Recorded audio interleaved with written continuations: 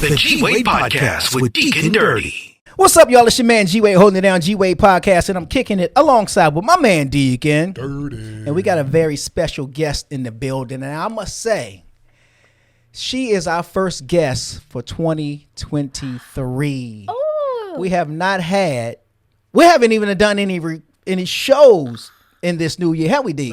No. First, yeah. You are the first. Look at that. Nicole Anderson is in the building. What's happening? Ooh, hello. What is I'm so good? honored. Hold on, bring your mic up just a little bit. Yeah. I'm taller than I think I am sometimes. That's funny. You could be tall, you know. Right. So that's what's up. So welcome to the podcast. Thank you. I appreciate you taking the time. We met a few. Yeah, last month. Was it last month? Oh, it was last month. Yes, it was. It was last month at the mixer. Man, time goes by Okay, fast. yeah, wow, that's crazy. I think the next one's this month, like today. Today, yeah. Oh, crap. It's happening a little later. Yeah. Look at that. And you came and sat down and chopped it up a little bit about your story and what you got going on with your spirits and everything. And I was like, this is an awesome story. When I was talking to Henry, the guy who kind of connects everybody together, I said, you know what? I want to get her on the show because she has a story. And I think, our listeners would, be blessed to hear it. You know what I'm saying? Thank you. So, but before we get into all of that, let's back it up a little bit. Yes. Now, I just learned this today. Yes.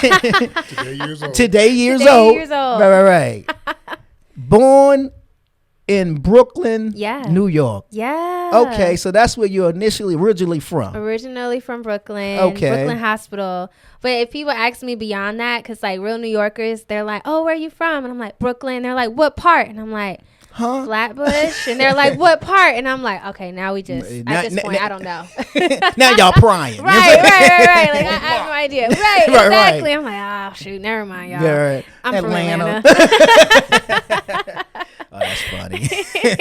So born in Brooklyn, but raised in Atlanta. Yeah. So you are officially a peach. Officially a peach. Yeah. I am. I claim it through and through. I love being from Atlanta. I love being from here. Yeah. Okay. Now, do you still have family in New York? I do. I have a sprinkle of family that's up there. Yeah, some cousins, an uncle. But after my parents migrated down, my mom's side of the family also moved, but they moved to Maryland. So we made a pit stop in Maryland and then kept coming. So I'm going to say somewhat my neck of the woods because I'm from D.C. Oh, okay. What part of Maryland do you know? You know, Baltimore, Randallstown. Okay, so I yeah, got you. Yeah. They in there. Yeah. See now, Already saying two and do. And Right. Yes, do. That is too funny. Too funny.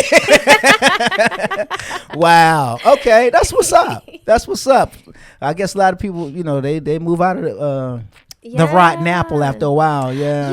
So it's so funny. I went back to New York. I got the opportunity. I'm really, really honored. So I got the opportunity to be the wine sponsor for one of the shows for New York Fashion Week. Oh, that's what's up.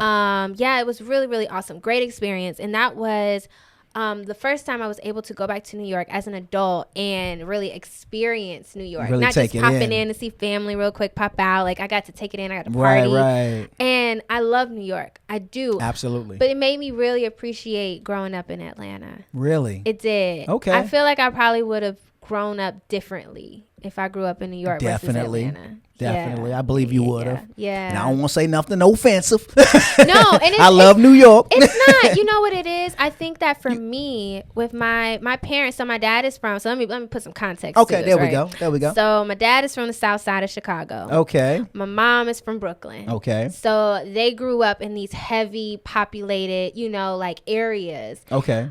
But my dad specifically always wanted to make his way to Atlanta because at the time in the 90s, Atlanta was the Mecca, right? Oh, yeah. It was just like the promised land. You knew if you were trying to make it somewhere, take your behind down south, right?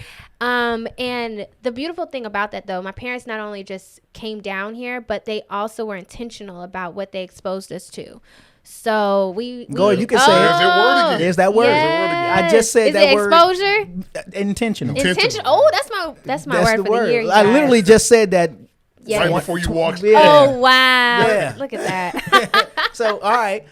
Yeah. So I like it. they were super intentional. They would take me and my brother Sundays we would go out for a drive, and they would take us to like all these mansions. Right now, these mansions are older now, but in the time they were just being built. Gotcha. And we would go inside, and like my dad would like, go find your room, you know. Wow. So we and my brother like running, we're running around these $1 million houses, like, this is my room, and you know, like the basement, this is where we're gonna do. So me and my brother, we got to a point where, you know, we were driving through these neighborhoods, and we saw Black people living in these homes too. And so that exposure really made it, you know, kind of realistic for me and my brother. There you go. I like that. Yeah. So kudos to Pops. Pops, yeah, man. My parents, they're amazing. I love them. Planting them seeds early. Early. So now, like, when I think about my next house, like owning a multi-million-dollar home is not far-fetched. Right. It's like, yeah, I'm gonna get that. You know, I already know where my room's gonna be. It's the master bedroom now, but you know, I've been inside that thing. Yeah. You know what would be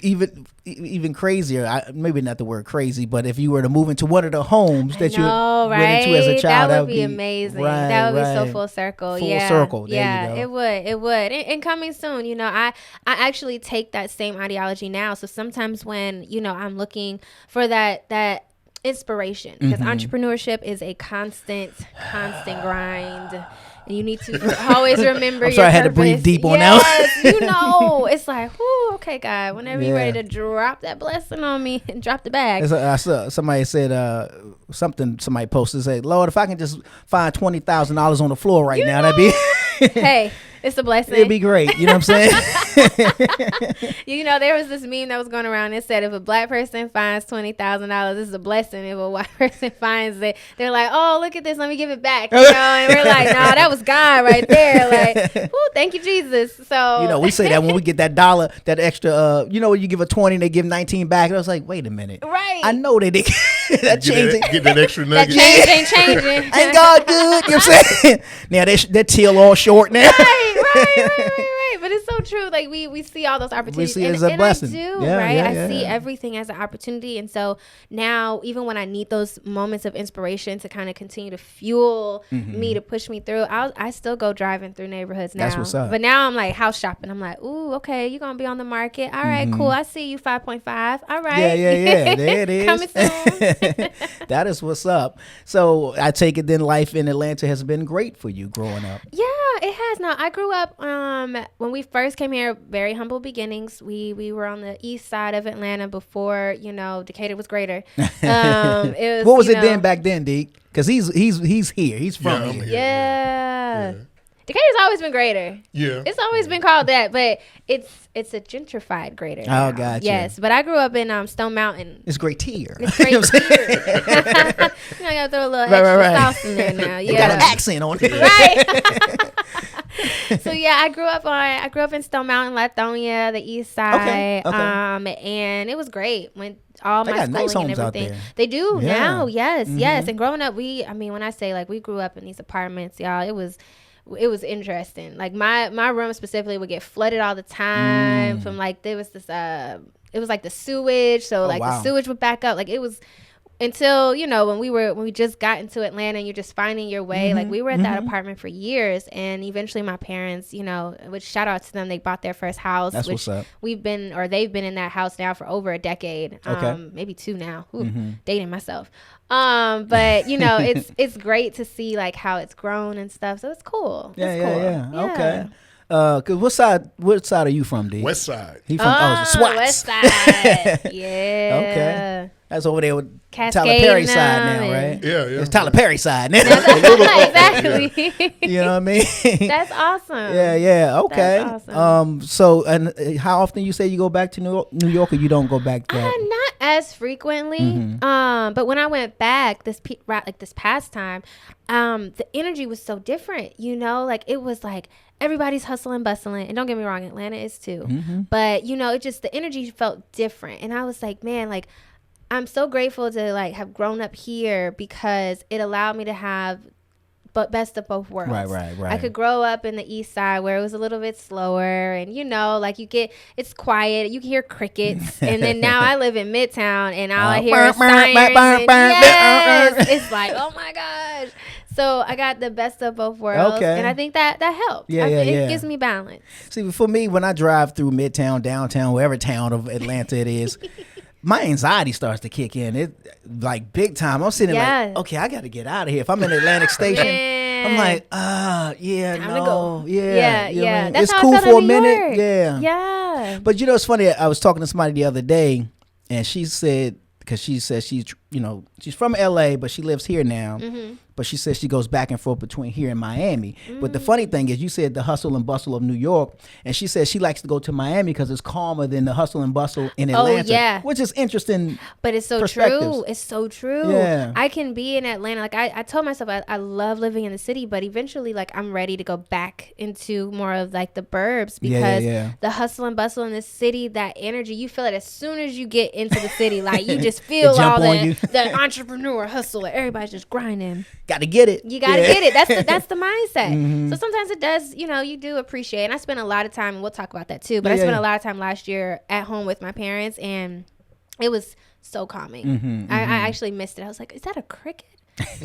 Oh man, I haven't heard a cricket in a long time. Right. You out there trying to pet it. Yeah, I'm like, oh. That's funny. Now, so when we met, we talked about two things. We talked about your wine, her wine, which is what we will talk about in a moment. Yeah. But you also talked about the battle and being a survivor of breast cancer. Yes. You were diagnosed in December of 2021. Yeah. Now, what was when I saw your documentary? Shout out! You got to see the documentary, by the way. Where am I looking at? Right there. You got to see the documentary. No, I'm looking right there. Let me look at that one. Got to see the documentary. You said that you saw something that was different, but you kind of ignored it. In one of your breasts, right? Yeah. So it's interesting to put context to that, right? So I'm at the time 31. I was in the midst of rebranding her wine and really just, hustling to get that out there. And my focus was all on my business, really. And I also had a career. So I was in the corporate world as well. Had a really great job in that as well. So there was this constant like balance of time and energy. And I was putting myself on the back burner, not even the back burner, like back burner, like it wasn't even coming out, So when I noticed that I had, I called it a dent, but it was a lump essentially. Okay. I just noticed that there was something different, and I didn't even think about it. Honestly, like that's the craziest thing. Like when I tell this story, sometimes I'm often like embarrassed and kind of like, dang, I really probably shouldn't have. But I tell the story because I want women to see like when we're in that hustle mode, we put ourselves last, and these are the consequences to that. You ignore things, and so it wasn't until it started to actually become painful that I was like, I told my mom, I called her one day and I said, I think I sprained my boob. And she was like, what? So that's TMI, baby. Right. She was like, I don't even think that's possible. What are you talking about? So I'm, explaining to her like, I felt this thing and now it like hurts. And, her mom senses were probably tingling, but she was extremely calm with me. And she was like, you need to go to the doctor. And I'm like, yeah, I will. And, of course, again, like I tell people all the time, like I'm going to say this because I'm single. I'm living this bachelorette life. And the reason I say that is because when you're living this like single life, essentially, like your priorities, even with health, are different. Yeah. For me, I was like, all right, I just need to make sure I keep my body snatched for the summertime and I drink enough water to outbalance keep the skin the alcohol. Yeah, the alcohol. Like really, that's really what it is. Right. My priorities weren't there. So when I go to the doctor, even the doctor and I were thinking it was something else. There's something that can be commonly found in women at that age. Neither one of us thought breast cancer. Gotcha. So when she called me and told me that was the official diagnosis, like honestly, like my world just stopped. Everything stopped because now I'm thinking the only relationship I had with cancer up until that point was my grandmother. So my grandmother had passed away from pancreatic cancer about 6 years prior. And so my thought was like, okay, what? Me? Like it didn't even really process for a while. And so I think I got more of that reality check when So after you get diagnosed, like the very first thing you do is like you got to find like a doctor, right? Right, like, right. And there's a whole team that they put together. The facility that I went to, I'm very fortunate for them because it's kind of like a Kaiser mentality. Okay, like it's yeah, all yeah. in one house. All in one, yeah. I'm telling you, that was such a stress reliever, and that was the last thing I wanted was more stress. So I was able to go to this facility. Everybody's, one-stop shop, and I could talk to everybody. But there was this week where every single day it was tests and it was doctor's appointments. So towards the end of that week, I meet with the oncologist, and he's giving me like the results. And this is when like reality just sunk in, because he's telling me that not only do I have stage 2, or that I'm classified as stage 2, but I was diagnosed with triple positive. And essentially what that means is that there are these 3 proteins, estrogen, proestrogen, and HER2, that were essentially feeding this tumor. Wow. And because of that, because it was the 3, it was a very aggressive form. So that means, in other words, you're saying like the body was kind of attacking itself. Yeah. This tumor was using these, really naturally occurring. Sure. Yes, it became a parasite. Exactly. And that made it aggressive. And, he gave me the harsh reality of like, hey, you have to act quickly because you can jump from stage 2 to stage 4 in a month. So we got to start like ASAP, right? Yeah. And so, you get hit with this news, and not only that, like it has spread. So that was another thing that I had to deal with. So now I'm just like, crap, like you get hit with all this information and you kind of go into fix it mode. And that's what I did. Like I just went into straight fix it mode and like, okay, what do I need to do to prepare? They gave me a very rigorous treatment. I'll say, I don't want to say schedule, but plan essentially. And it was like a full dose of everything. I had to do 6 rounds of chemo over the course of honestly like 6 months. So from January until May. So 5 months. And then there was 11 rounds of immunotherapy. Oh, wow. I had to do 25 rounds of radiation, and I had to do a mastectomy. So there's like all these different things that you have to do in a very short time frame. And and it's not easy. Like it's a lot. Now you said did it spread throughout the breast, or did it one breast, or did it move to the other side as well? So it spread to so the natural way that it tends to spread, or the more commonly way, I won't say it, nothing about cancer is natural. It's natural, right? But the F cancer. Yeah, seriously, F cancer. Yeah. But it shout out to grandma on that t-shirt. Yes, I know. Yeah. We gotta talk about yeah. But yeah, so my it spread to my lymph nodes. That's where it kind of spreads to next. And then they also found it in my right breast as well. But it was small in my right breast. Gotcha. So that was a good thing. But that was the problem. They were concerned that because it had spread so quickly, so fast, that I had to start chemo like immediately so that I could. But the interesting thing was I didn't start chemo immediately because I didn't have kids yet. And so because I don't have kids yet, and the way that, again, this treatment plan they wanted me to go through, it pretty much is going to put my ovaries on like pause. It's kind of like just putting them on ice essentially. Wow. Okay. So they wanted me to do some fertility treatments to preserve that. So I had to freeze my eggs. And so I've never ever had to think about like fertility treatments. I'm 31, 32 now. Like that was the last thing. And usually when you hear freezing eggs, you hear it in women, probably older women who want to wait till later in life to, you know what I mean? So they freeze them proactively, right? There you go. Yeah. It's more of a proactive than like a prevention. There you go. I like that. Yeah. And so in this case, again, I had the most amazing team. I called them on a Thursday afternoon. Friday morning, first thing, I had an appointment, and they knew time was of the essence right? So I had to get as much as I could in this very short amount of time. And shout out to any woman that's ever gone through IVF, because that process is a lot. Really? So yes. what does that entail if you? Yeah. So essentially, you kind of have to prime your body to make it accessible for the eggs to grow, because they not only do they want you to have your eggs, like women, whatever we're born with is what we have, but we have to, every time we have our cycle each year or each month, I wish I wish it was once a year. I know, right, y'all, for real, I wish. But every month when we do that, you know, like we're releasing an egg. So in this particular instance, I couldn't just release one. I needed to release as many as possible. So there are so many different steroids that they're giving you in these different shots. And I'm not a shot person, but I had to administer my own shots. And, you know, you're just prepping your body full of all these additional hormones to not only make it where they can have a bunch of eggs, but like those eggs also have to be big enough for them to retrieve. Hold on, I'm sorry. Go ahead. No. Now, as far as your mood and your attitude went, how did that affect you? Oh yeah, I was moody. Absolutely.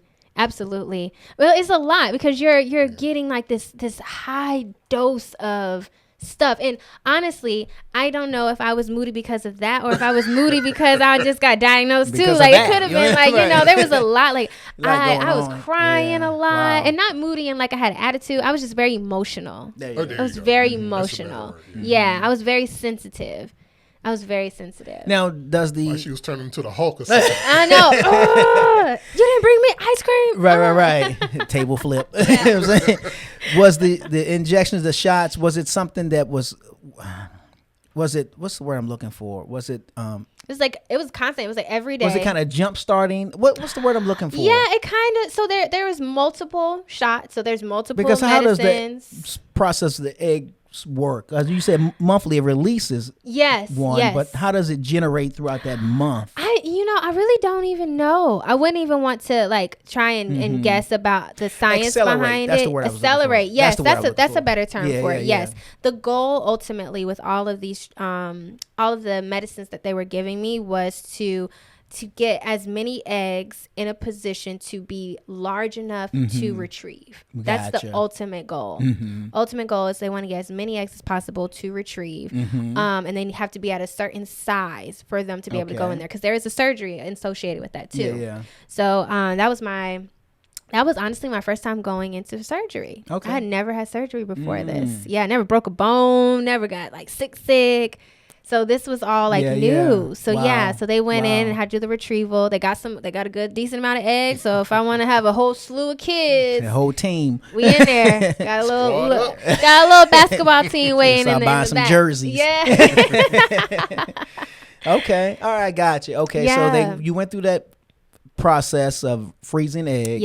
Yeah. Now the next step is chemo. The chemo. Yeah. And so how does that begin? What's the process? Man, so the very first thing, because I had so many treatments that I had to go through, I had to get something called a port installed. So, so that goes, it's underneath your skin. It's kind of near your collarbone essentially, but it's a easier way for them to administer the chemo. Okay. Because the alternative is going through an IV.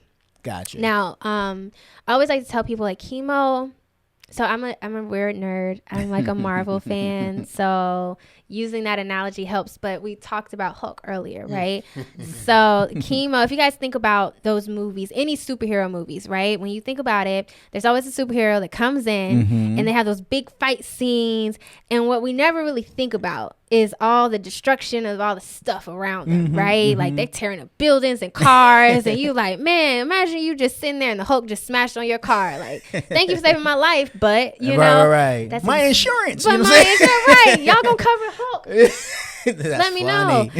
So that's exactly how chemo is, though. Chemo is the Hulk. Okay. Wow. So chemo's ultimate goal is to come in and save the day. Yeah. But during that process, it's destructive. It's very destructive because ultimately it's a drug. It is a drug, and we're thankful for the technology. And it's intentional. It's on a mission. It's on a mission. Yeah. So it's on a mission to go after anything that has high cellular activity. Right. And so that's because typically cancer cells, they populate really fast. It's a lot of high cellular activity. And so it's going in. Now, it can't distinguish good high cellular activity versus bad. I'm glad you said that. All it knows is like where the area. So going into chemo, they have to do some pre-medications and kind of setting you up because they want to protect other areas. So a lot of times you see people, the first thing you think about with chemo is you think about the hair loss. Because again, they're going and there's a lot of high cellular activity there. For me, my heart, that was another area that we had to work on protecting. My ovaries, they had to put my ovaries to sleep. So I had to take different drugs that just kind of put them to sleep. Down. Wow. Yeah, so it could stop the flow of estrogen, which was feeding that tumor. That is interesting. Yeah, so there's a lot of like back stuff that you have to do before you get chemo, and then you get chemo. Medical science is amazing, bro. Amazing. The human body is human body is amazing. The human body wow, is that's amazing. Something that wouldn't even never cross my mind about any of what, because you hear chemo and what people go through, but you don't hear what they have to do prior to. Yeah. The particulars. It's so meticulous. So many steps to it. Ooh. It's a cocktail, and even with chemo, it's not just one thing. So interestingly for me, I had to take, there was 4 different drugs that I had to take a little cocktail, so to speak. That's what they call it. But I ended up finding out during that initial, my very, very first treatment, I was allergic to the chemotherapy drug. So my very first session, I'm sitting there. And they tell you, there's like a little chart in front of you with like all these smiley faces. Are you happy? Are you okay? Are you sad? Right? And there are all these symptoms. Are you supposed to point to one? Like, right? Yeah. They're just like, me how feel are you feeling? sad. Angry. Where's that? Where's that on here? That's not funny. Good. So we're sitting there. My mom was with me. It's still COVID protocol, so you couldn't have a bunch of people in the room with you. That's right. This is all during COVID time too. Yeah, and that really kind of sucked because I wish I could have both. Yeah, there was a lot of those moments where I couldn't have my mom or dad with me, and then I could only have one person in the room with me at that time. Yeah. So there were people that were going and they didn't have anybody, and I just it's a lot. Sad, it's a lot. Yeah. Wow. Yeah. So I'm sitting in the room and something starts to feel a little weird. Like, you start to know your body, right? And it was actually around my heart. Like I started feeling like my breathing was really shallow and things were starting to just feel really slow. Okay. And so I didn't want to freak my mom out. So my mom was like, you need anything? I was like, I'm kind of chilly. Can you give me a warm blanket? And, can you give me some ginger ale? So I just sent her like on this like little mission that I thought was going to take her a minute. So in the middle of that, I called the nurse and I was like, hey, my breathing's kind of shallow because that's one of the things on the list, right? Okay. And I was like, sad face, not feeling good. So she comes in and she's looking at me and she's like, okay, well, describe it. So I'm describing what I'm going through and I'm just trying to breathe, in my head. I'm like, just stay calm. But my heart is pounding really fast, but I'm not breathing as fast as my heart is going. Right, yeah. So next thing you know, she comes in and she's like, okay, we're going to give you this Benadryl. Now, I don't know if anyone's ever had Benadryl before. Whew. Now, when they administer that thing through your IV, it happens in seconds. Instantly. Like I was looking at my hand and it felt like 3 fingers were moving. I was like, hey, buddy. Yeah. I was like, they're like, how are you feeling? I'm like, feeling? Yeah. Good. Like it was the funniest thing. Wow. But all of a sudden, out of nowhere, I had this excruciating pain in my like uterus area. Okay.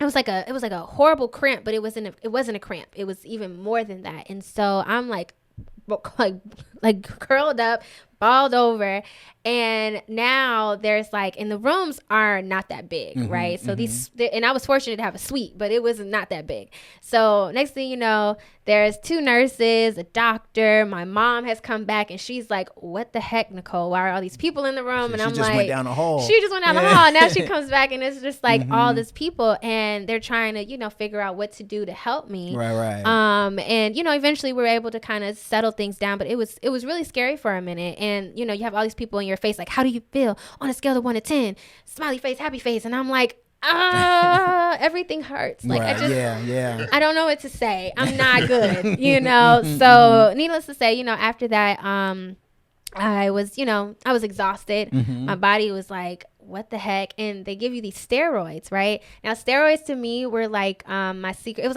was like taking that Limitless pill. You remember? You remember that movie, The Limitless? Mm-hmm. Man, so we kind of get some of those. Right? You know, listen, y'all got them on the market. You know what I'm saying? You don't got no leftovers. Right.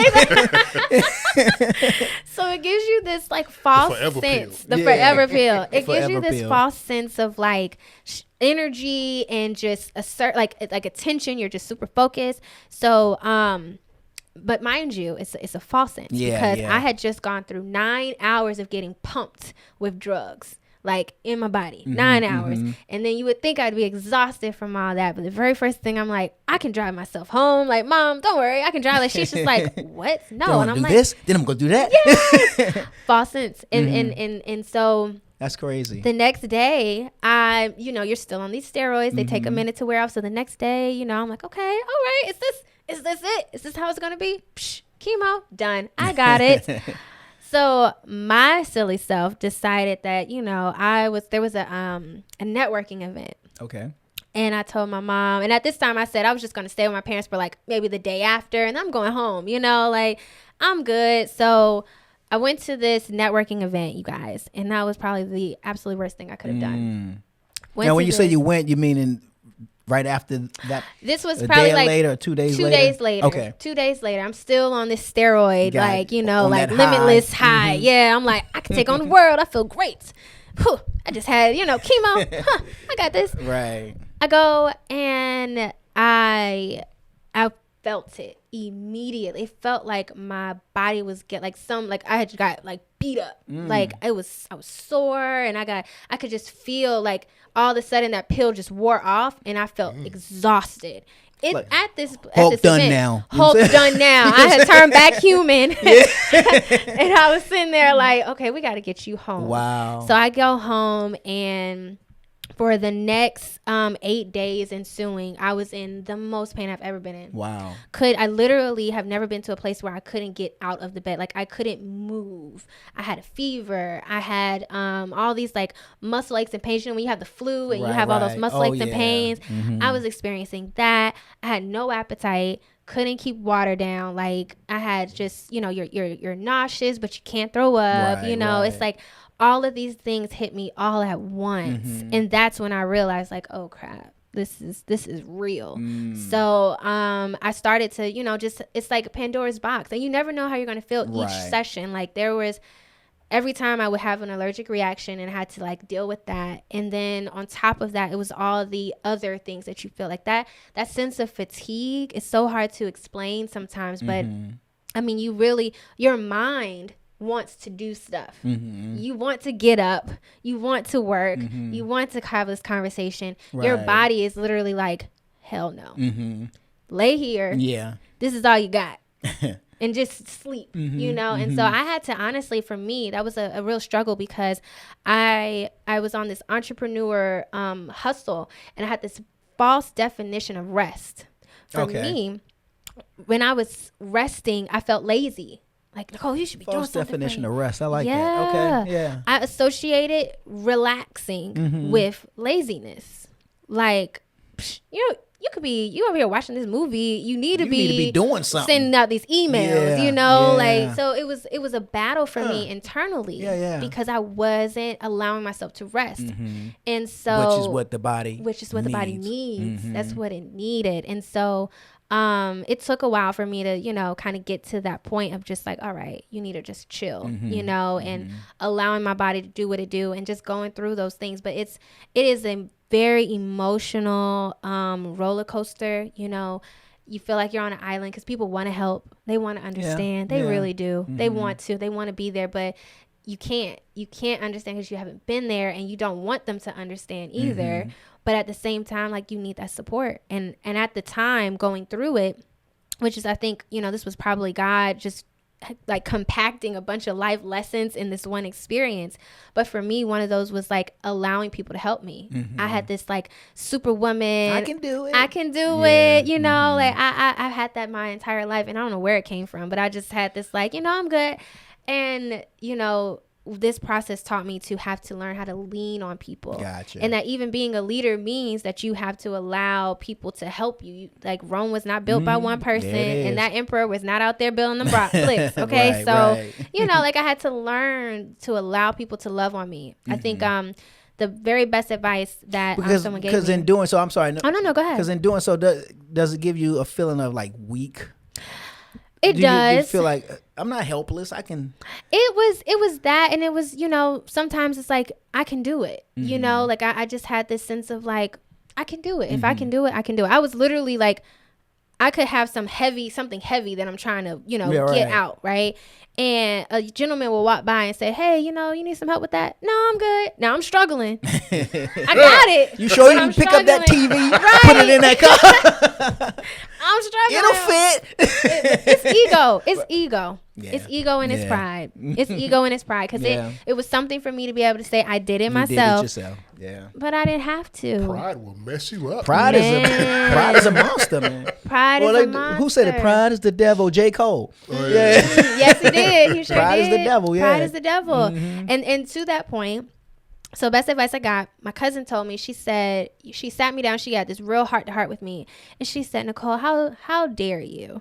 And I was like, what? And she's like, how dare you block people from their blessings? Because if the roles were reversed and you had a friend or a family member that was going through this, you would stop hell on earth to get over there and help them with whatever. Yeah. You would drop everything and be there. Yeah. And you're not allowing your circle, people who want to be that for you, to do that. Now, this is your cousin? This is my cousin. First cousin? Second cousin. Second cousin, so she's kind of like your best friend? Yeah. Yep.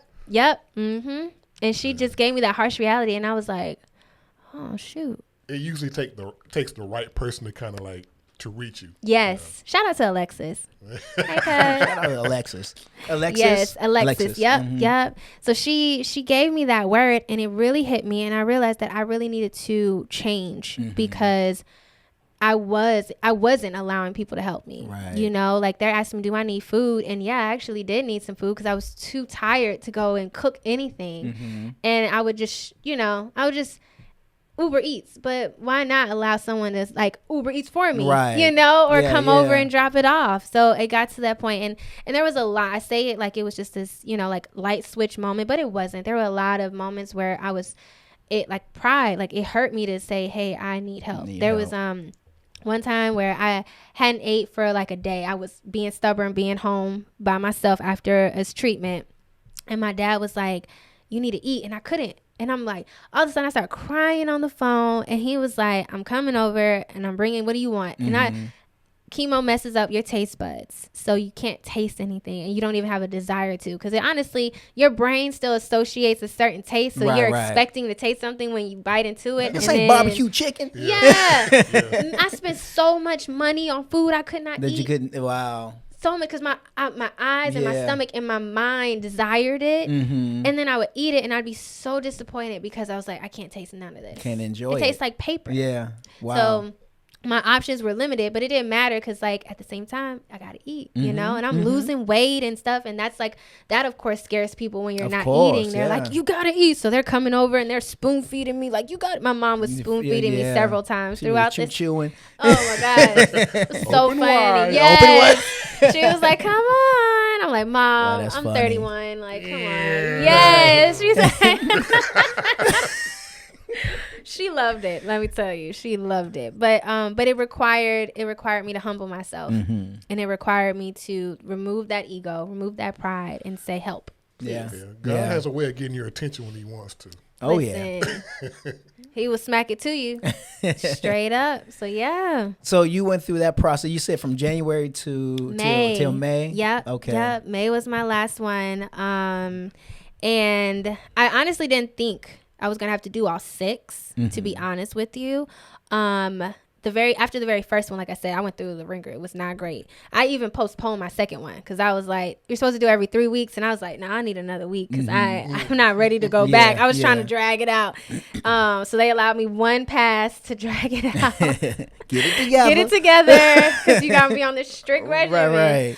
But yeah, in my head, I was hoping that I would just be able to do 3. Right. And then I would get this diet. You know, they would do a test because they did say you like tried to go midway. holistic for a minute. I did. Right? Yeah. Oh man, I was was like, y'all, I'm gonna take these herbs and I'm gonna take this juice and this is gonna be this it. prune juice is what they say. Right. You know what I'm saying? You said turmeric, right? I'm putting turmeric on everything. Like That's funny. everything Gotta get the got tonic. it. You Man. need some garlic, Gotta get the tonic, man. ginger. Give me something. She said oh turmeric. My That's gosh. funny. Yes, all the things. I'm drinking teas. I'm like, come on now.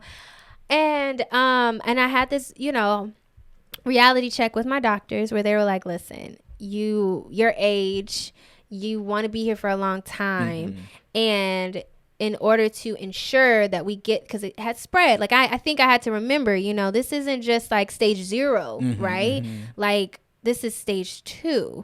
And I say that because stages start at 0 and I'm already at stage 2 and they're telling me in a month I can get stage 4. Right. And I don't think I really took that seriously. I don't want to say seriously. I took it seriously, but I don't think it really like registered. Yes. Yeah. It didn't hit me like, oh, this is what they mean. And so I had to say, all right. So again, surrender. That was probably the biggest lesson I learned throughout this, was surrendering and allowing the experts to help me. And that's how we got there. So did 6.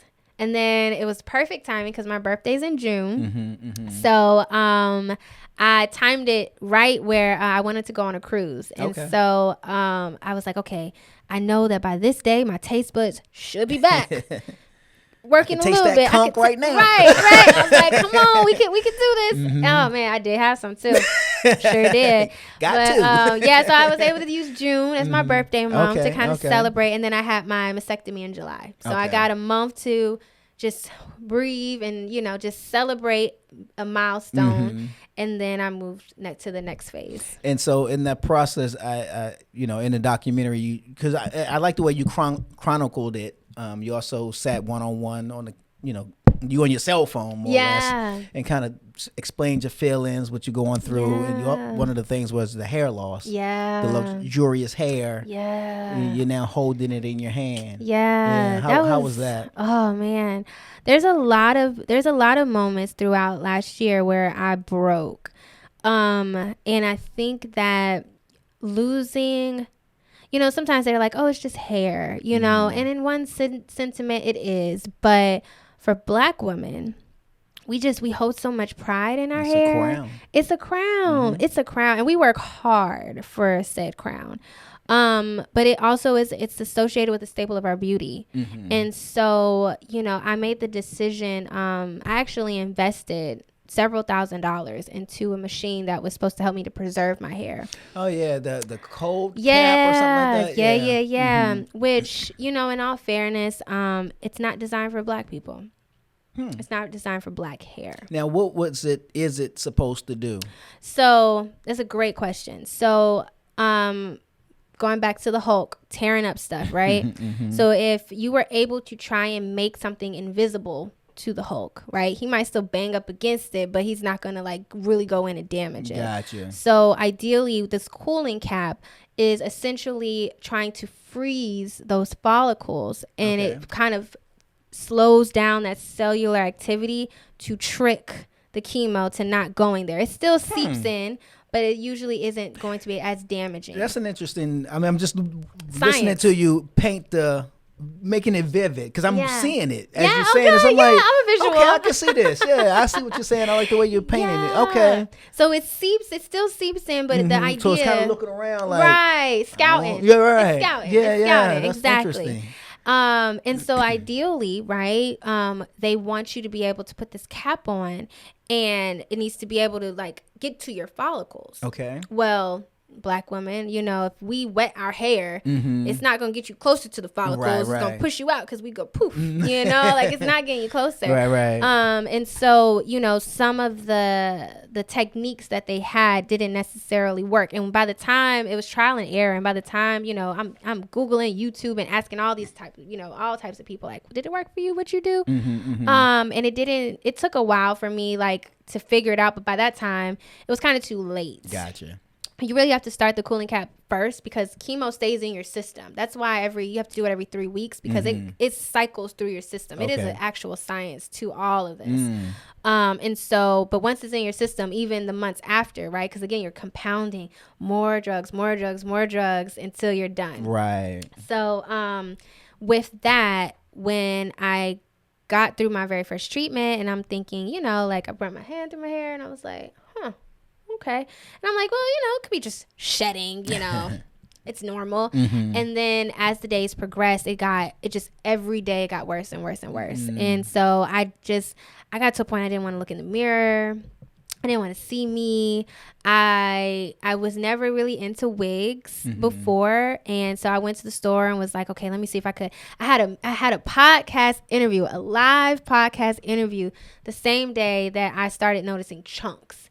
And I freaked out because I was like, what the heck are you going to do with your hair? Right. So I went to the store, beauty supply store, and I bought this cheap wig, you know, but and I had a hat on. So majority of the pictures you see of me last year, I had a hat on because I didn't like the front. I didn't like how wiggy it looked, you know, and it just, again, I didn't want to look like what I was going through. So if I could appear to look like, you know, I was together and that, you know, you couldn't like tell. Normal.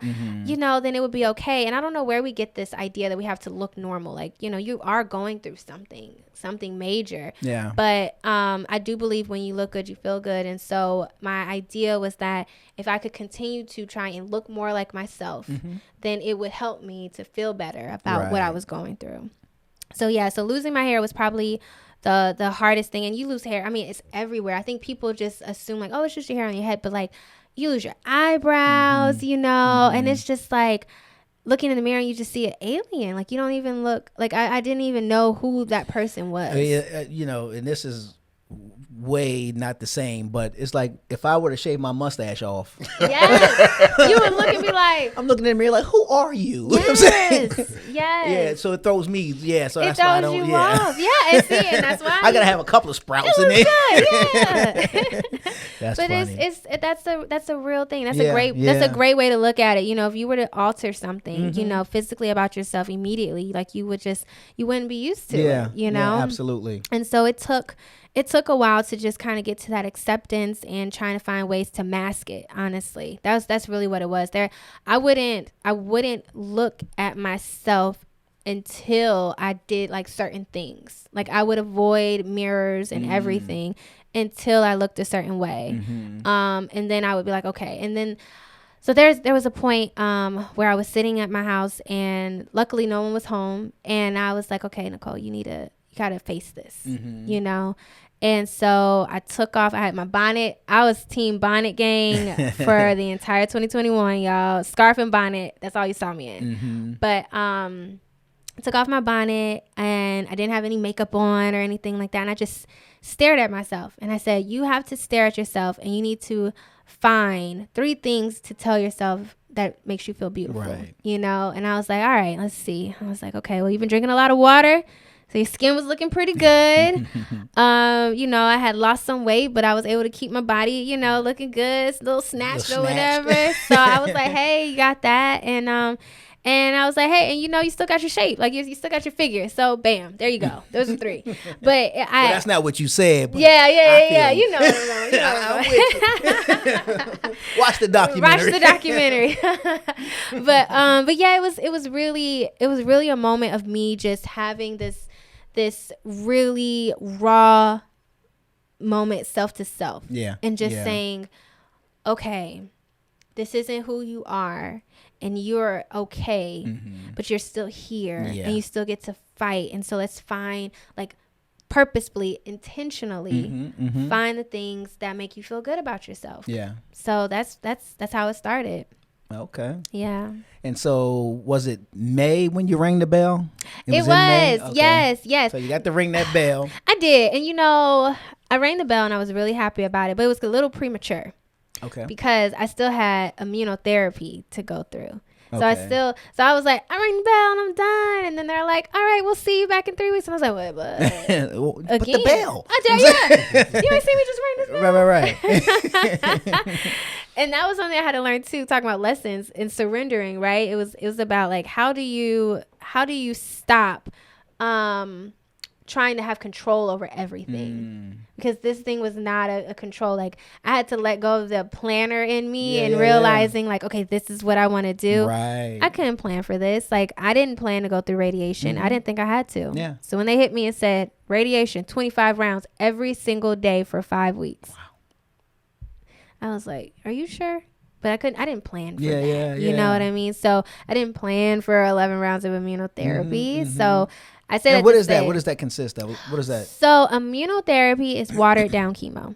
Okay. And that's how I look at it, at least. But essentially, it's been stepped on. It's been stepped on. Yes. We're not Hulk. You know, it's a nicer. You know, it's a little subtle version. I'm trying to think of one of the superheroes that's a little more subtle, but none of them don't come through like that. Yeah, it's like the sidekick. Stepped on. Yeah. Don't come through like a wrecking ball. It's not a wrecking ball. You know, it's just a little slow moving. But because I was HER2 positive, these immunotherapies are actually is that the actual term? HER2. Yes. Isn't that ironic? Yeah. Okay. It's ironic. Well, you'll find it. Yeah. I was like, wow. So 30 years prior, so back in the 90s, they came up with this immunotherapy. Now, prior to that, getting diagnosed with triple positive was a death sentence. There was nothing that they would be able to do to target that particular protein. So they just made you comfortable. Sheesh. So now, right, thank God we're here and the technology has expanded in science. And so we have this immunotherapies that can help to target this particular protein. So I still had to do those in order to ensure, right? A lot of it, the chemo worked. Right after I finished chemo, I had a full response to it. They were like super excited. The doctors were like, "Whoa, you did great," you know. And I'm like, "Heck yeah, I did." And so everything from there on out was more preventative at this point because we got it.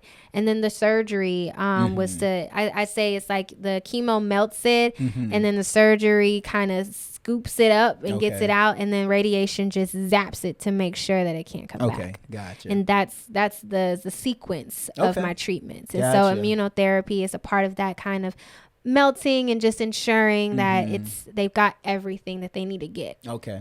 Yeah. Okay. Now because you mentioned mastectomy, is that a removal or is that something that's done from the inside?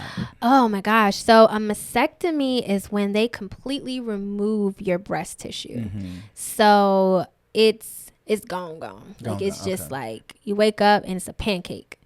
And luckily I expected it, and I use certain words because it's more for me to like, you have to find the comedy in it. You know, my doctors, we would joke and laugh. Like I told them even early on, I was like, all right, so when I come out of this thing, like we going up a size, right? Okay. What we doing? What we doing? Just want y'all to know when y'all go in, this is the game plan. So, I would joke about it because you have to, you have to make it jovial and keep it light. That's really what helps with that keep positive mindset to keep you going. Yeah. So when I woke up and it was gone, I had expected it because I had conversations about it, but I mean, just imagine like looking down and like you just like a body part you've always had is just like gone, and you're like, oh, all right, well, and and then we talk about the process of pumping it back up, and it's like a balloon. Like I think as a guy, we probably take that a little differently. Yeah. Yeah. You can't really pump certain things back up. Oh, that's funny. That's funny. That's I think true. Richard will be fine. It's just who he hang out with. Who he hangs out with. Yeah. You My boys. Yeah. That's what we don't want to lose. That's what you don't want. We're familiar. Yes. Right. Yes. Exactly. Exactly. Yeah. And Okay. funny enough, you said that though. The night before my surgery, because this was considered like major surgery. Like everything, the other two surgeries I had up until this point, getting the port installed and getting the eggs removed, like those weren't major surgeries. This was considered It was invasive, but it wasn't major. And this one, they're considering this a major surgery. I got to stay overnight. Right. And so the night before, I went out to eat with a friend of mine. So I was like, I'm about to eat good. So I ate good, and You have to do like the fasting or none of that before? No. Well, at a certain point, at a certain time. Gotcha. So I went. This is early dinner, but yes. At a certain point, they don't want you to eat after so many hours. Which I asked them why. Do you know why? I don't know. I've never known why. Because doctors will tell you, once the clock hit here, don't eat nothing. You're like, okay. And that's when you're the hungriest. That's when you're the hungriest. Because mentally saying? You're like, dang, I don't usually eat. It, right? Yeah. 10 o'clock on the dot. Right. You're like, I'm going to push it to 10:05. One more sip of water in there. I asked them why. What'd they say? And they told me that it was because when even though you're asleep, you can, your bowels your body's still functioning. I got you. So and you're they don't digesting. want, and they don't want anything, or you don't, if you have something that's sitting on your stomach and you get with the tubes, because they put it down your throat and they don't want you to be nauseous and like throw up. I got you. So it's very interesting. Makes sense. Oh, okay. The body is interesting, boy. Body is amazing. Amazing. So, so the night before I'm looking, at myself, and I was looking down at my girls and I was like, y'all, we had a great run. That's funny. It's been amazing. But, I had to let you go. And I said that as my own way of going into this with a sense of peace. Right. Not feeling like I'm losing something. It's gaining. Right. Yeah, and absolutely. it's like, okay, this has been, it's closing a chapter, opening a new one. And I'm glad I did, because when I did see myself and I woke up and I see myself, like I wasn't so shocked anymore. Okay. Like it wasn't like, oh crap, they're gone. Like a full loss. Yeah. It was like, okay. You're good, let's get these new ones going. So it's been interesting. So when you mentioning that, you're saying, so the surgery and you wake up and they're gone. Luckily just one for me. Yes. She's gone. She was gone. So what's the process, or how long do you wait for the reconstruction? Yes. So let's go back to planning, right? And having to let go. So the initial goal is that they put this thing called an expander inside of you. Okay. And an expander, it's for the tissue, the skin, and everything, right? Yes. Gotcha. And the idea is I that did not mean to do my hand gesture that way. It's the tissue, it up. Sorry. No. She's fine. Coke bottle. You know how we do. It's the hand gestures for me always. Right. Yes. So she needs to grow. She's a cello. Yeah. Not a cello. Funny. Wow. So essentially, the expander is a deflated balloon. And the whole purpose is that it wants to expand out to the size that you want to be. Okay. And it holds it in place until you get your actual implants. I got you. Yeah. Okay. So it's heavy. It's heavy. It's not comfortable at all. Now, is it air? It's not air. It's some sort of like liquid stuff. So they would like put this, it's actually really interesting. So you're sitting in this chair and it's like a shot again. And y'all know at this point, me and shots have become besties at this point. So it's like, this is a horrible example. It's like Fix a Flat. I'm trying to make it make sense, y'all. It's like Fix a Flat. I see what you're saying. In layman's terms. yes, in layman's terms. So I would watch as it was like flat, and they would insert, X amount of CTs inside of me, and then it would grow. And I had to do that for a few weeks because they can only do so much at one time. Gotcha. And so I would go back every week until I got it to a size that I wanted to. Okay. And then from there, then you wait, right? Because your body still needs to heal. Now, in the midst of all of this, I go to, because now at this point I finished chemo, I got my reconstruction. Well, not reconstruction, but I have my surgery, the expanders in there. And we're like, okay, we're just gonna wait. And the idea was that by November I would be able to have my reconstruction surgery. Okay. In which case they were going to go into both of them, because my plastic surgeon, which shout out, I have a black male plastic surgeon and I have a black woman breast surgeon. Okay. So I was feeling very comfortable. Dream team. Yes. I was like, oh, we in here. Yeah. We here. Like, come on, Avengers. Let's go. That's funny. Yes. I felt very comfortable. I was in great hands. And so, he makes it seem like you can't, he was like, you can't recreate God's work, right? So, you know, I they're like that. always I like going that, to saying be, that. you know, and I appreciate that. So he was like, so you could get it, you know, both done when in the reconstruction. So that was the goal. I'm sorry, I'm sitting here thinking of the Bionic Woman the whole time. Yes, Yeah, we can Bionic rebuild Woman. her. Yeah, Faster, stronger. yeah. That's how it was. I was like, I'm coming back, y'all. You'll see. You'll see. I had a. This is like, okay, probably inappropriate joke, but I would tell my girlfriends, I was like, listen, when y'all see me coming out next summer, and I have my new ones out, don't say nothing, because all you're gonna see is boobs and then me. Like that's all you're gonna see. She's here, and they're gonna Nicole. And I'm gonna be like, huh? Yeah. Clank, clank, clank. Hello. Knocking stuff over. What did you say? Did you call me? Right. Did me or them? Who you looking for? Right. So yeah, that helped me through. So my girlfriends know, like, it was a whole joke. So I say that to say, I was ready, right? November, I'm like, bam, we going in there, we getting it done. So that was not the case, clearly. I ended up having to do the radiation in the midst of that. So radiation threw a whole wrench into my whole process. I had to do radiation in December. Like I said, it was 25 sessions, Monday through Friday, every day. Couldn't miss a day. Had to go every single day. Now, granted, it wasn't long. It was maybe like an hour in total from, you know, check-in to the time I do it. But you there's know, still that inconvenience. It's an inconvenience. Yeah. It was an inconvenience. And so, but the big inconvenience came after they told me that I couldn't get my surgery because you have to allow your body to heal 6 months before you get surgery. Now, so this was a November, December time frame, and I was like, crap. So that puts my surgery now next year, June, July time frame. Yeah. Well, this year rather.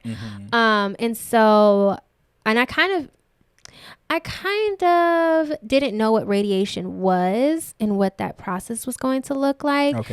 And a radiation. Okay, I really watch a lot of movies, and I'm realizing now I use a lot of analogies. So bear with me. But you're in good company. This is how we get down. Oh, good. You're in good So company. you get where I'm coming We from. good. Good. So radiation is essentially like you remember like Alien? So like when you're sitting down and they have like, and you feel like you've been abducted by aliens, and they always show like this visual of you like, you know, laying down and there's this light and like all these, So that's essentially what radiation is like. So you go in and you just have to, there's this like table that you lay down on, and there's this big machine that rotates right around you, and all it's doing is shooting radiation through you. Now, you can't feel none of this. Can't see it, can't feel it. It's all microscopic. But you see the impact on your body. So my meaning that so remember I had this expander in, right? Right. So they said that the expander could get damaged because of this. So that's why the implant could get damaged. That's why they didn't want me to get my permanent ones first. I had to keep this expander in. So my skin turned like black, like, and I'm dark skinned, but like my like skin on that side was all black. And for some people, like I took it very seriously when they told me, like, you know, prepare, like put aloe vera on it every day, keep it moisturized. And I used African shea butter, and I promise you that's what did it. It's the African shea butter, because my skin was able to bounce back very quickly, but I still went through that process of seeing it. Right, listen, about to go buy me some. Hey, African shea butter. If you want me to be a sponsor, just let me know. Just plug that in there. Yeah. So I use a lot of different remedies to try and mitigate some of those symptoms, it causes, again, extreme fatigue. And I didn't really think about it, but I would come home, and then within like 2 hours, like I'm exhausted and I need a nap. And then got to take a nap. So I had to just incorporate naps into my life. I was like, hey, it is what it is. You never underestimate a good nap. Man, let me tell you, a good nap is amazing. So I had to, you know, switch my schedule up and incorporate naps. But it does leave, you know, a lasting, you know, scar, essentially, that you know, hopefully it goes away. But I still deal with it. And it's still not perfectly colored either, you know. And so it's just one of those things that you just have to deal with. So I say all that to say that the tissue was damaged, and so I had to prolong my surgery. So now, July of this year, when y'all see me again, in probably August, September after I recover, then yes. Then I'll be able to just toss it around and be like, we're outside. Have you seen the Wendy Williams documentary? No. I mean, I'm sorry, not the what is it called when it's a series? Docu-series. Yeah. Because she had implants. No, So I thought those were hers. No. She talks about man. that. I never knew. The woman that plays her is slim body. Yeah. So when she goes to get the implants and she comes back to work the next day, you talking about bam. I want to demonstrate. She was slim. The girl was slim, but they stuck out, and it was highly noticeable. That's why when you said that, that's the first thing that popped in my head. Now I will say, the elephant in the room. right. My doctor definitely, my plastic surgeon, and me and him have such a good rapport because I can just joke with him and just be very blunt, and we can laugh about it. But the very first meeting that I had with him, he was like, "I'm gonna just be real with you. You're not going to come out here with some D's." And I was like, oh, man. Like, I didn't even expect that in the first place. But it was funny. He was like, they got to be proportionate, Like, I'm not going to Pamela Anderson you. And I was like, all right. Right. So I'm not going to be able to seeing them before you come in. Yeah, exactly. It's not going to be like that. Y'all probably aren't even going to notice a change. But it was funny. He definitely set those expectations up front. Yeah. No, it's wild, like how you get a new watch, you just do bam, yeah. When we get engaged and we're just like, hey, I'm so hot. You know what I'm saying? Right. Flexing. Right. Yes. So luckily it's not going to be like that. But yeah, sadly, he won't let me. Right. Sweater. Yeah. So that takes place later this year. But as it stands right now, you are... Technically, by all means, I'm cancer free. I have my final infusion. Thank you. Yay. Yes, indeed. My final infusion, my final immunotherapy is on March 14th. So next Tuesday. And I'm done. Like, that's ringing the bell for real. Yeah. Like, port needs to come out. All the things. All those things are going to start happening very soon. But big thing is, like, I'm done with every infusion that's needed, and I can ring the bell for real and just say, this is the last time. Yeah. Because you ring a bell for radiation too, which is great, you know? So I'm like, all right, done rang a bell again. Yeah, I got a certificate. I was like, done with this thing. Boop. And now I'm like, all right, I'm ready for the one that's like, you are done. Yeah. That's what's up. Well, thank God for that. Yes. And thank God that you are on the, what would the older folks say, on the mend. On the mend.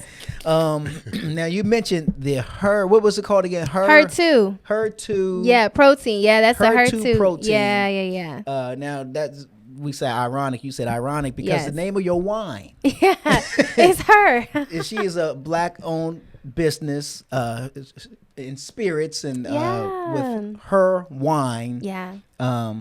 You want to talk about that? Yeah, absolutely. When did you launch the product? So I launched in the midst of the pandemic. So 2020, September 2020 is when we officially launched. But I started out making wine myself back in 2018. So this business has been, slowly grinding and building itself since 2018. Okay. And her, for me, is actually an acronym. Right. Yeah. It stands for having evolved repeatedly. That's what's up. Yeah. So the idea there is that we're on this constant journey to become better versions of ourselves. And in that journey, sometimes we get tunnel vision on that goal. We're ambitious people. We got these big ideas, big dreams. And we don't take time to pause and appreciate the journey. Like that whole idea of trust the process. It really means like being present now, being appreciative of what it is that you have now, and knowing that what you want is coming. And so I wanted to create a wine that could accompany that journey. And that gave people the opportunity and permission to unwind and relax and find their peace. Okay. And so that's why each of the wines are affectionately named after those moments where we deserve to find that relaxation. And I think I want to say one of them. Get to it. I'm on the right one. A toast to me. Yes. Yes. You did it. You made toast. it. It's the toast. Yeah. But that one, interestingly, so I called it a toast to me because I wanted to talk about the celebration. Okay. My biggest thing is that we need to reframe how we celebrate. Okay. A lot of times we delay our happiness for this big moment, right? You talking to me right now. She Ooh, done walked down my pew. look. You stepping That's on my the toes right moment. now. I'm being honest, transparent moment. Yes. Yeah, a friend of mine, she always says, why don't you just enjoy? And I'm like, I feel guilty. Yes. Trying to enjoy. Yes. I don't want to make this my moment, but when you said that, it just made me think of that. But go on. And we need to talk about that. We do, because that's exactly what this is all about, right? It's choosing to be present now. Yeah. Celebrate yourself now, because Yeah. the small wins and the big wins, like. The small wins can be as small as like, I didn't go off on nobody on 285 today and I made it home safe. Winning. Right. Like, toast it up. Let me pop this bottle. Yeah, and it could be yeah. as big as like, wow, I just landed this, major deal, or I just got to this next level. I hit this milestone. Yeah, But even that process of getting there is worthy of the celebration, right? So that's really where a toast to me came from. Yeah, okay. And mimosa me please. Yes, mimosa me please. Those are actually our mimosa kits. So I am partnering with Brown Girl Mixers. Oh, dope. Yeah, shout out to her. Nikki, she is the owner of Brown Girl Mixers. She is a Black woman. She's in Atlanta. Okay. Yep. She creates her own natural mixers. And so we actually just premiered. We did a mimosa bar at a women's conference this past weekend. Nice. It was really amazing, really, really powerful. But we had a rosemary grapefruit mimosa with the rosé. Okay. And we had, which was really cool. And then we had a lemon lavender mimosa with the Riesling. That seemed like that'd make you chill. Ooh, it was so good. Lavender is very chill. Yeah, everybody was yeah. very like feeling really good. Like, hey, y'all. In there. Yes. she is talking to you. Yes, there was a lot of Black girl love going on in the room. That's funny. It was a lot of that. So yeah, it was amazing, and the beautiful thing. Go ahead. Yeah, well, I was gonna say the So a toast to me rosé is actually a special edition. Okay. And that one, 10% of each bottle goes towards I Will Survive, which is a Black nonprofit organization that's dedicated to helping mothers with breast cancer, single mothers specifically. Love it. I chose them because, well, one, Anissa is amazing. Anissa Palmer is the owner, and she's absolutely amazing. But she did this in honor of her mother, who passed away from breast cancer. Okay. And as going through this and not having that extra responsibility of having to care for anyone else, I could only imagine what it's like, having to have a family that you need to rely on. Or that relies on you. And so I really wanted to support that cause just because, I felt like it was, that was really close to home, and it just made sense to find ways to give back. So a toast to me, the rosé is dedicated to that special journey. Nice. And your wines are they're in stores? We're in stores. They're in stores. Yes. So if somebody want to get some spirits. I mean, you your might be able to lifted. find us in a few spots around Atlanta or whatever. Go over here, go over there. Yes, I will. There's several stores that we're at, and I'm really fortunate to all the owners that have, really believed in the brand and added us into their portfolio. So if you go to our website, herwines.com with an S, you can put in your zip code and it'll tell you, like the closest store to you. Nice. But the big ones that we are in right now are Greens. So Greens on Ponce and Buford, the Camp Creek World of Beverage and Beverage World in Doraville. And we just, Beverage World is a big deal. Yeah. Greens too, right? Yeah, Greens big too. deals, Yeah, we got some other big spots coming mom and too. pops. Yeah. Well, there's some others certified. Those are We out certified. But there's some other like Prohibition. Have you been to Prohibition yet? Oh my gosh, you gotta go. Prohibition is Never a Black. even heard of it. I love the name, by the way. Yeah. Prohibition liquor store is a vibe. You said Black owned? There's Black owned. Okay. Yep. Black owned. It's Smyrna. Okay. Smyrna. Yep. Do you know where Chicago Pizza is? Where that cigar lounge is over there? Heard of it, yeah. Yeah, it's right around the corner. Okay. Like, they're in the same plaza and they're just on the backside. Oh, wow. Yeah. Gotcha. So definitely Matt is such a great guy, super appreciative. So you can find us there. Crest Wine and Spirits. Okay. So they're in Conyers on the east side. All right. 2 Black owned firefighters. Wow. Former firefighters. Nice. Yeah, they started Crest Wine and Spirits. It's really dope. I've actually known Charlie Franks, who's one of the co-owners. I've known him since I was 13. Okay. Yeah, him and his ex-wife, they lived, and she's amazing too. We're still like this tight. Yeah. She's like a big sister. And so I've known them forever. So it's kind of full circle that he would open up a liquor store, and then I get to put my wine in there. That Like, it nice. was so cool. And then Regina with Nico's wine store in Snellville.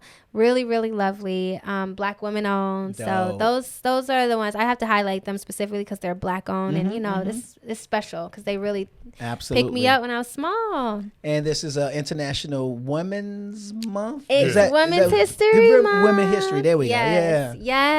Next month is Black Women's History Month. I heard. So you know we're just gonna keep this train rolling. If it ain't, it is now. That's what's up.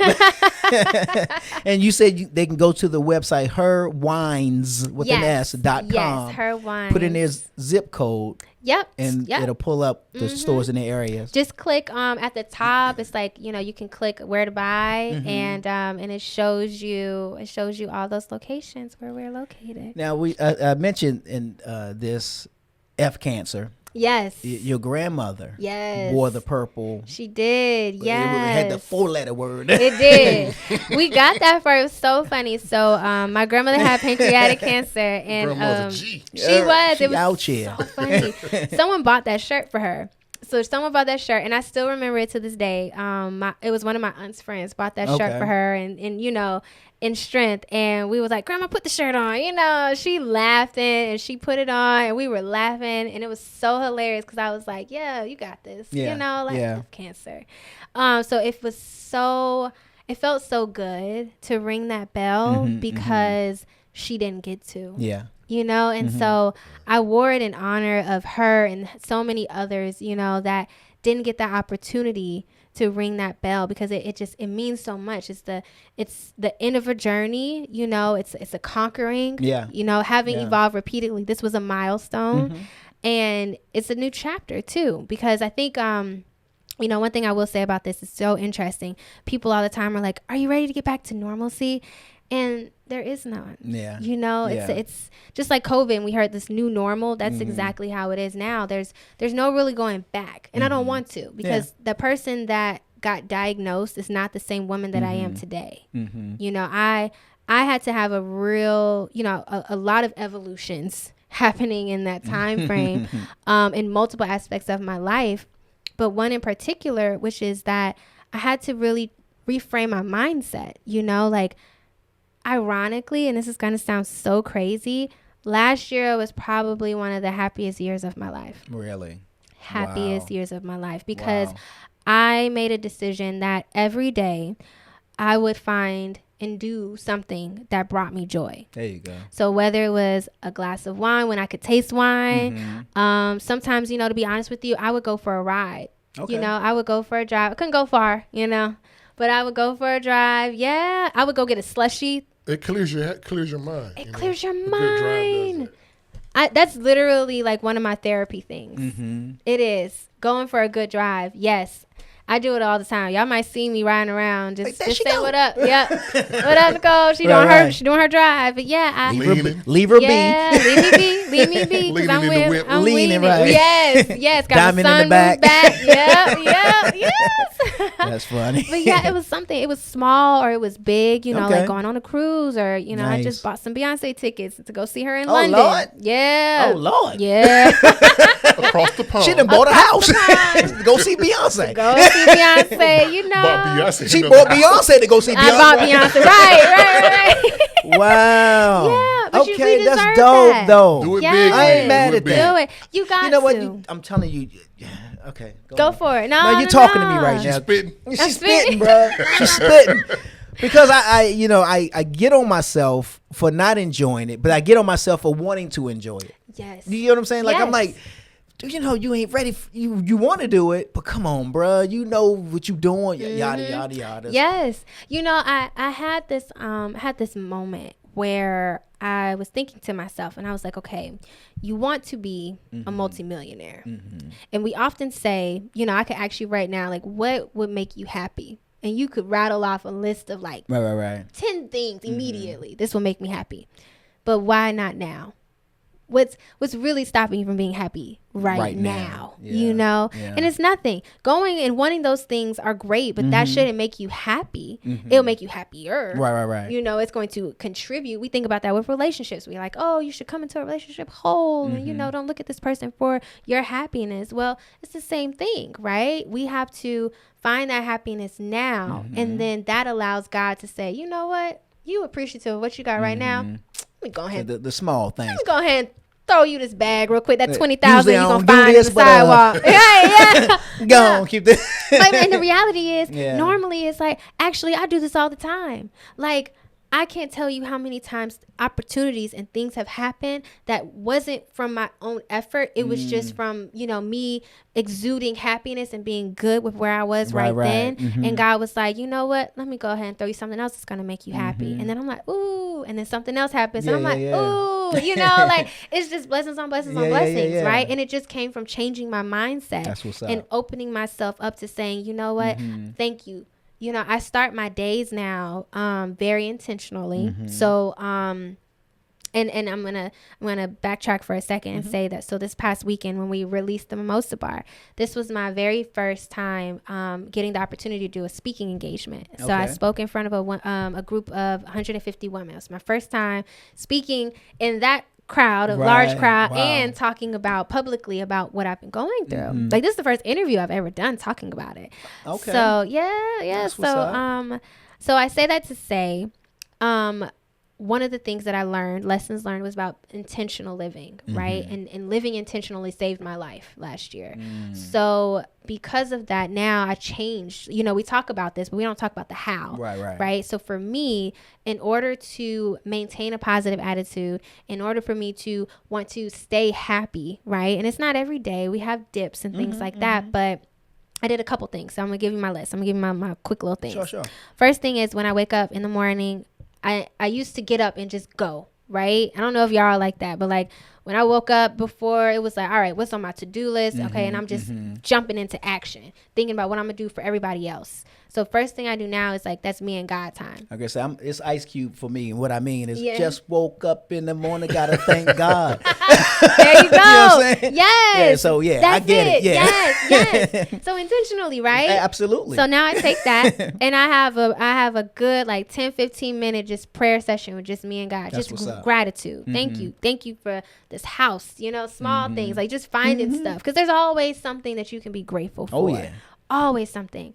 And then I made a list of like, well, before I do my to-do list, I put myself first. Okay. So now it's like the art of prioritization.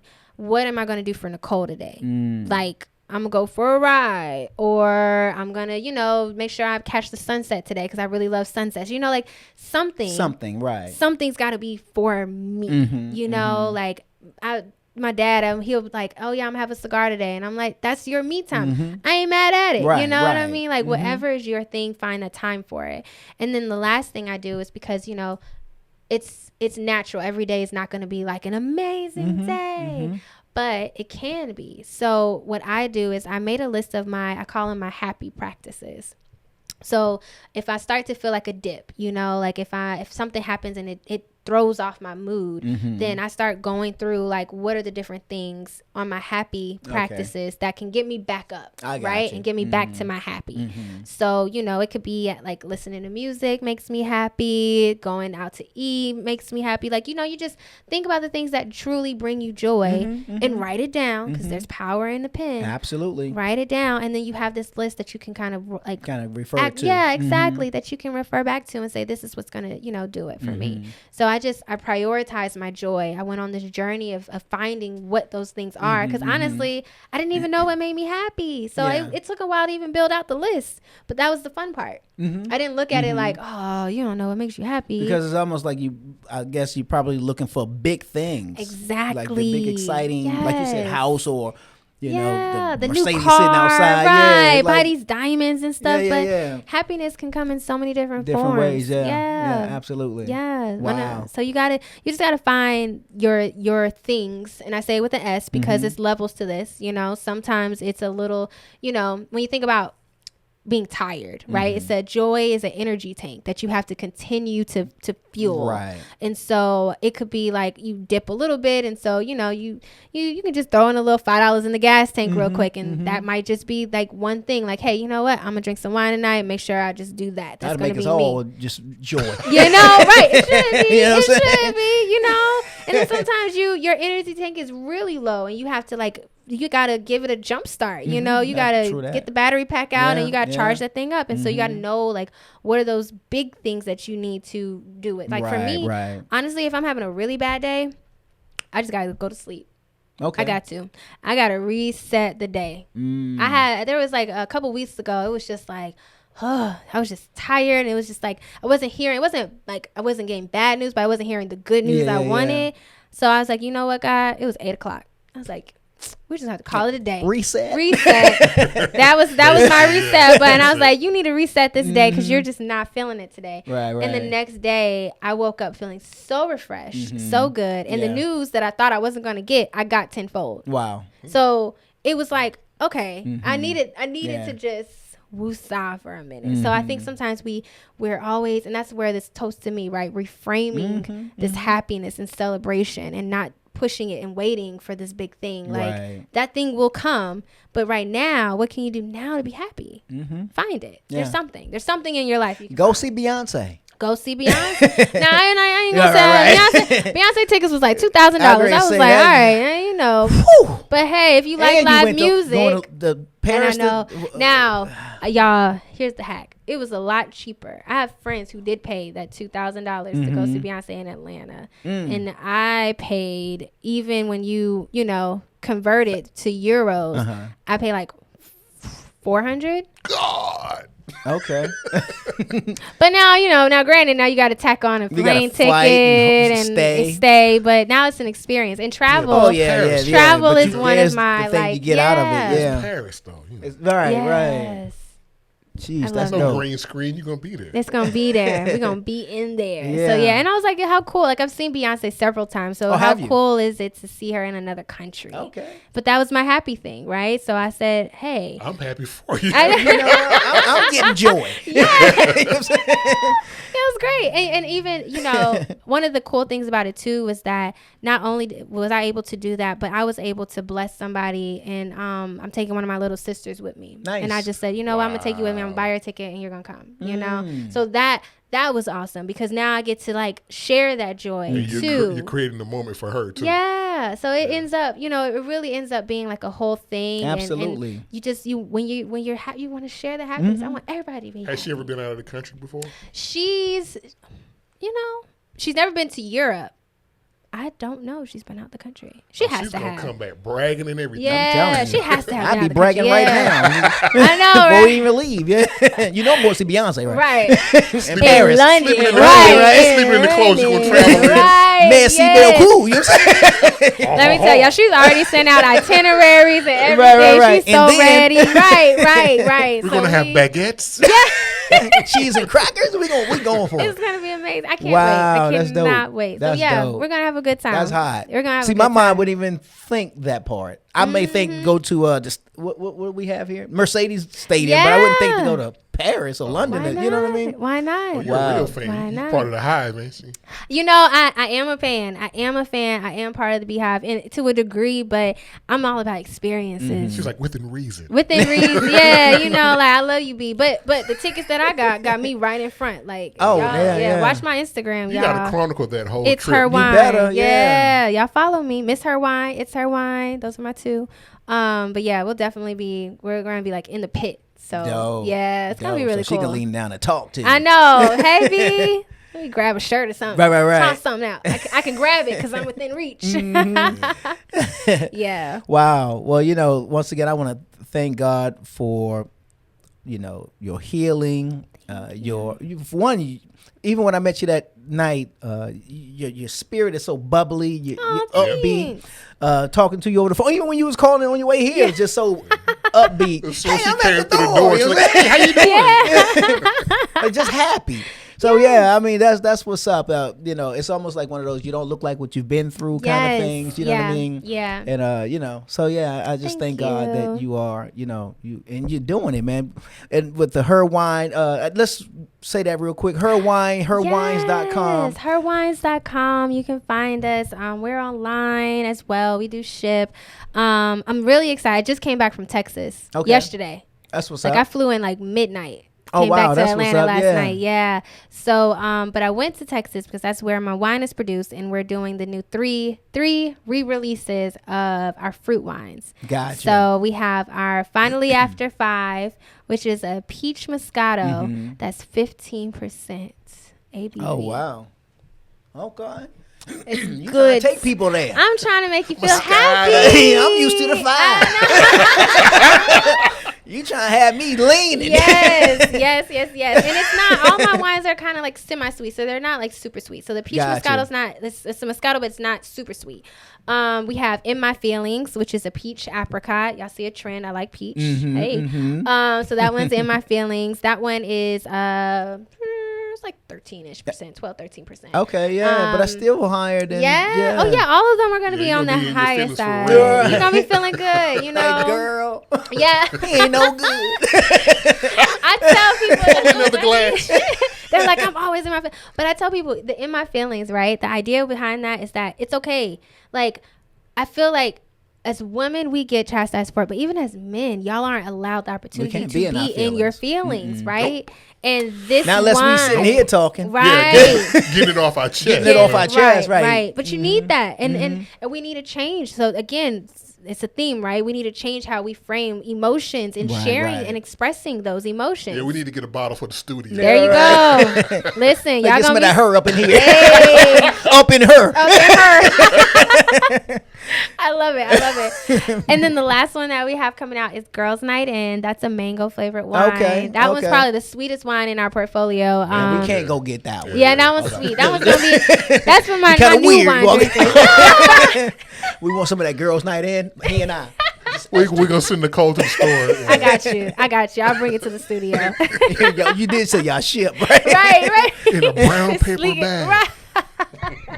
Oh, that's funny. You know, the women like it, so you gotta have it. I got you. No, for that's the lady dope. guests. That's all. Girls Night In. Yeah. So we have those coming out, and I'm excited. Like I went there, and I'm very hands on with my wine blending, and you know, it's not. I think a lot of times people are like, "Oh, you make it," and I'm like, yeah, like I go. We are in there. We are blending. It's a science experiment, putting everything together, and it comes out magic. That's crazy. She makes the scissor. Yes, scissor, sipping on that. Right. Sipping on her. So yes, y'all can follow sipping me. On her. That's kind of dope right there. Sipping on her. There it is. That's y'all might name. be hearing that around. Yeah. You gonna hear write that down.